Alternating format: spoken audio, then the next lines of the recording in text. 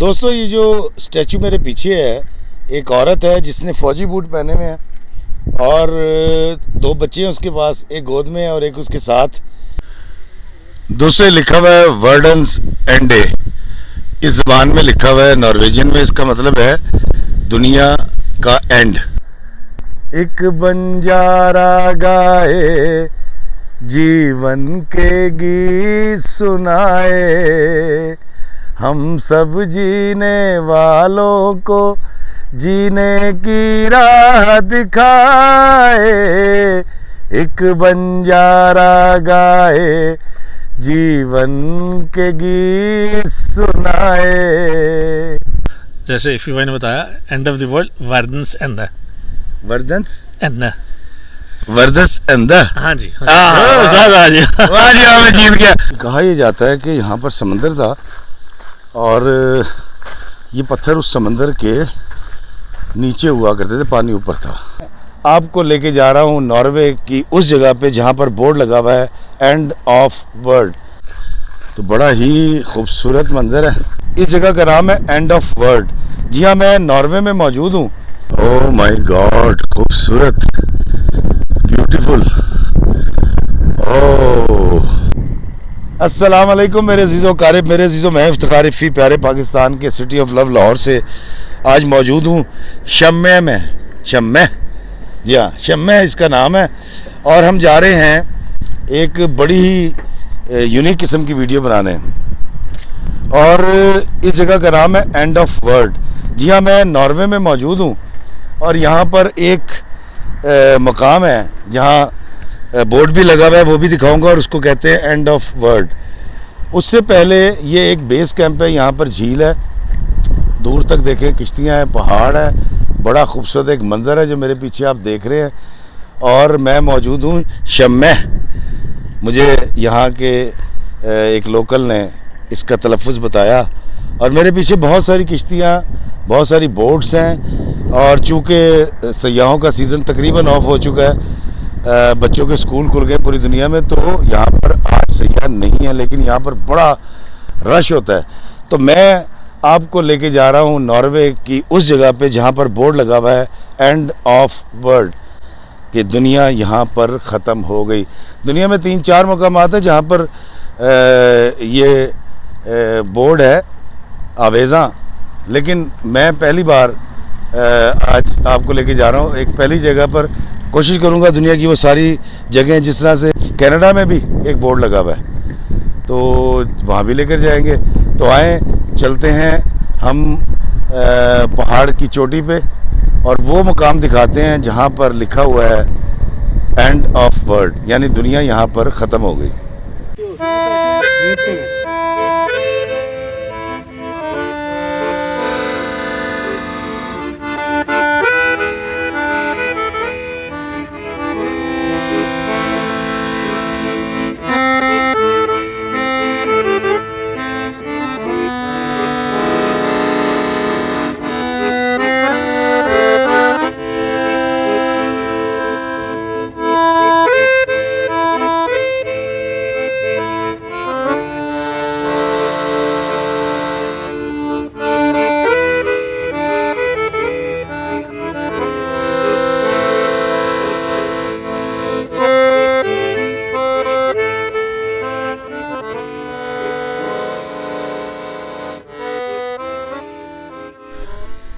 दोस्तों लिखा हुआ है वर्डन्स एंडे, इस ज़बान में लिखा हुआ है, नॉर्वेजियन में। इसका मतलब है दुनिया का एंड।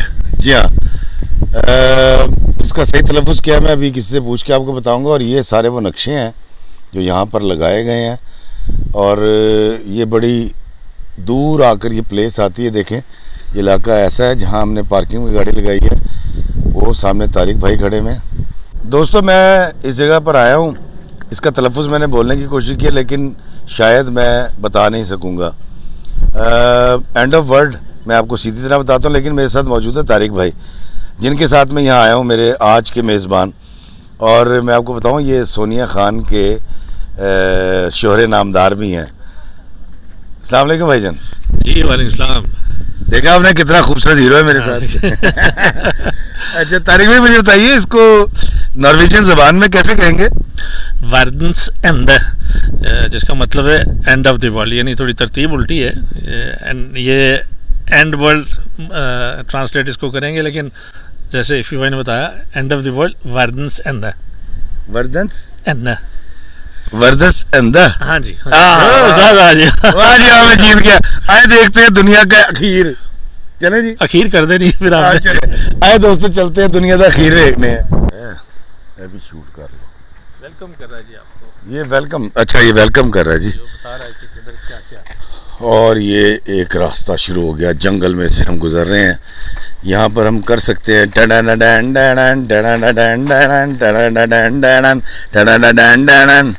दोस्तों, ये देखिए यहाँ पर पत्थर हैं और बड़े अजीबोगरीब पत्थर हैं अगर आप गौर कर रहे हो। और कभी कहा यह जाता है कि यहाँ पर समंदर था और ये पत्थर उस समंदर के नीचे हुआ करते थे, पानी ऊपर था। और हाय, तो यहाँ पर ये देखें, ये बड़े अजीबोगरीब किस्म के पहाड़ से हैं और ये पहाड़ कभी समंदर का हिस्सा थे और समंदर उतर गया और ये पहाड़ नमूदार हो गए। तो बड़ा ही खूबसूरत मंजर है। और फिर ये देखिए, बहुत तेज़ हवा है, कैमरा इसलिए ज़्यादा हिल रहा है। और दूर, बहुत दूर देखिए समंदर नज़र आ रहा है। मैं आपको उस मुकाम की तरफ लेके जा रहा हूँ जिसके बारे में कहा जाता है दुनिया इत्थे मुक गई है, एंड ऑफ द वर्ल्ड। और मैंने कट इसलिए नहीं किया ताकि आप मेरे साथ साथ इस जगह पे दाखिल हो जाएं और देख सकें कि जब आप यहाँ आते हैं इस मुकाम पर तो मनाजिर क्या है। ओह माय गॉड, खूबसूरत, ब्यूटीफुल।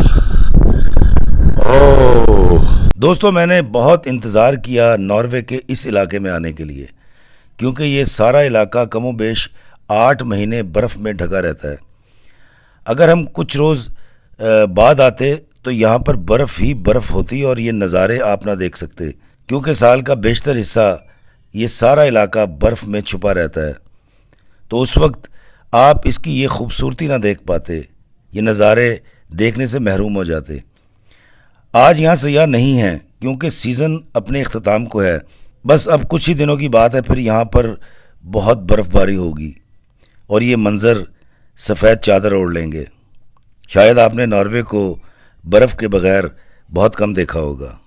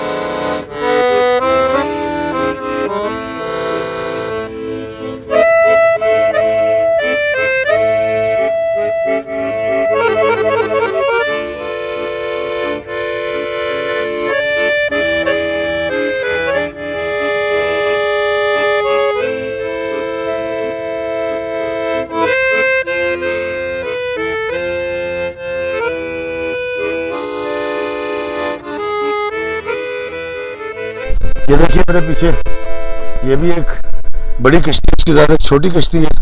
हवा बहुत तेज़ है दोस्तों। मुझे बार बार रिकॉर्डिंग करनी पड़ रही है क्योंकि ऑडियो का मसला आ रहा है। जब मैं सुनता हूँ तो ऑडियो आती नहीं, लेकिन पता नहीं इस बार भी ऑडियो आती है कि नहीं। मैं इस वक्त मौजूद हूँ उस मुकाम पे नॉर्वे के जिसके बारे में कहा जाता है एंड ऑफ द वर्ल्ड।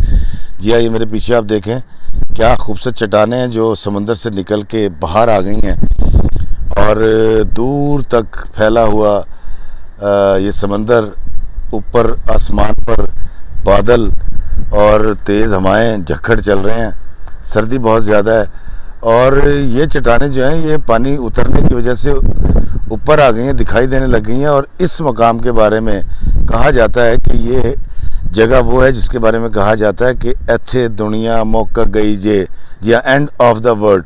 तो नॉर्वे में तकरीबन 2-2.5 घंटे का सफ़र करके द्रामन से मैं यहाँ पर पहुँचा।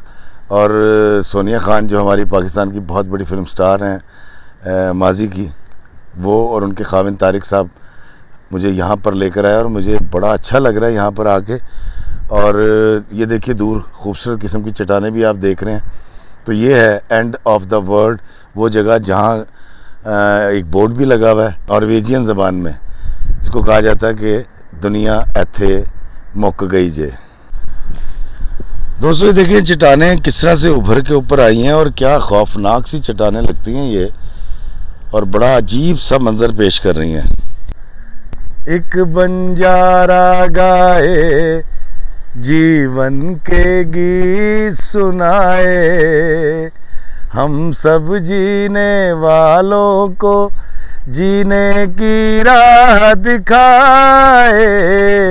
एक बंजारा गाए जीवन के गीत सुनाए।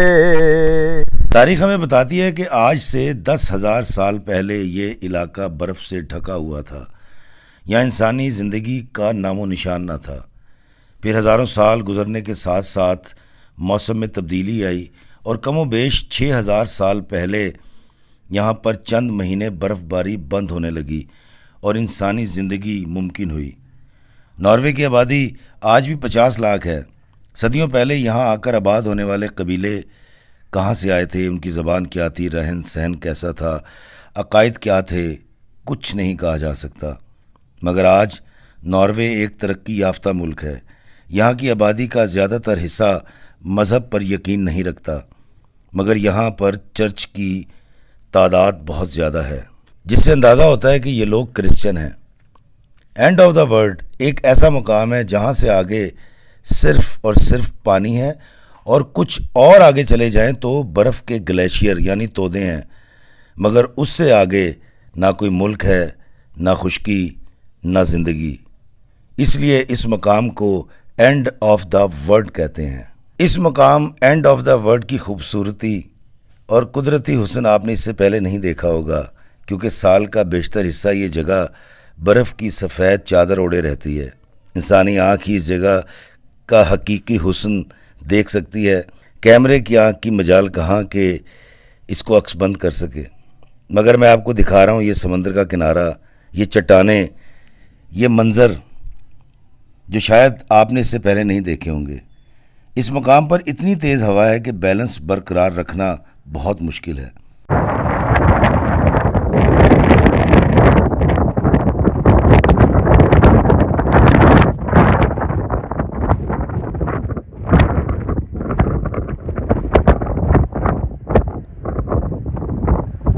ताहद्दे नज़र फैला हुआ समंदर किसी नामालूम मंजिल की तरफ ले जाता है। अगर इस समंदर में दूर, बहुत दूर कोई गलती से चला जाए तो उसकी वापसी नामुमकिन है, क्योंकि एक ख़ास जगह से आगे ना सिग्नल आते हैं और ना ही रेडार काम करते हैं। अगर हम इस समंदर में आगे की तरफ सफ़र करें तो आगे बर्फ़ के तोदे यानी ग्लेशियर ही ग्लेशियर हैं। दर्जा हरारत मनफी हो जाता है, जहाँ हर चीज़ जम जाती है, जहाँ ज़िंदा रहना मुमकिन नहीं रहता।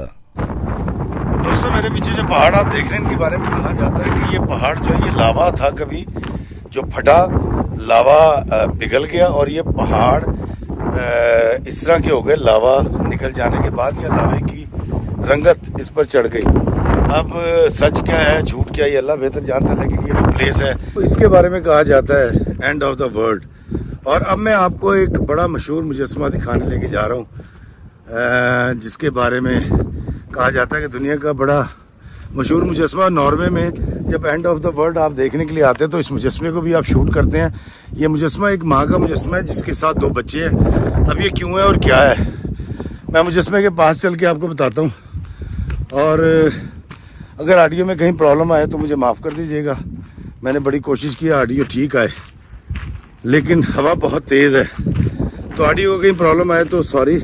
आए उस मुजस्समे की तरफ चलते हैं। दोस्तों, ये जो स्टैचू मेरे पीछे है, एक औरत है जिसने फौजी बूट पहने हुए हैं और दो बच्चे हैं उसके पास, एक गोद में है और एक उसके साथ खड़ा हुआ है। और दूर, बहुत दूर वो देखें, वो उस तरफ देख रहे हैं, ये समंदर की तरफ देख रहे हैं। दरअसल यहाँ पर जो सदियों से लोग आबाद थे, उनका पेशा मछली पकड़ना था और सीमैन उनको कहा करते थे। तो यहाँ के जो मल्लाह थे, 70% वो शादीशुदा थे।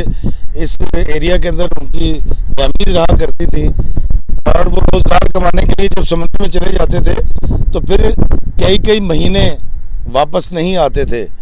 तो ये स्टैचू जो है, ये सिंबल है, क्योंकि यहाँ बर्फ़बारी भी होती है। बर्फ़ जब पड़ती है, बर्फ़बारी जब होती है तो यहाँ पर आमदोरफ्त बड़ी मुश्किल हो जाती है। तो ये सर्दियों के अंदर अपने आप को लपेटे हुए अपने बच्चों के साथ अपने खाविंद का इंतज़ार कर रही है, या इसको ऐसे समझ लें कि ये एक सिंबल है जो तमाम सीमैन्स मर्दों के घर लौटने का इंतज़ार कर रहा है। तो इसलिए एंड ऑफ द वर्ल्ड पर यह मुजस्समा भी नस्ब है। एक बीवी अपने दो बच्चों समेत शोहरों का इंतज़ार कर रही है, उन मल्लाहों का जो समुद्र में मछलियाँ पकड़ने के लिए गए थे। ये देखें, ये पीछे आप देख रहे हैं,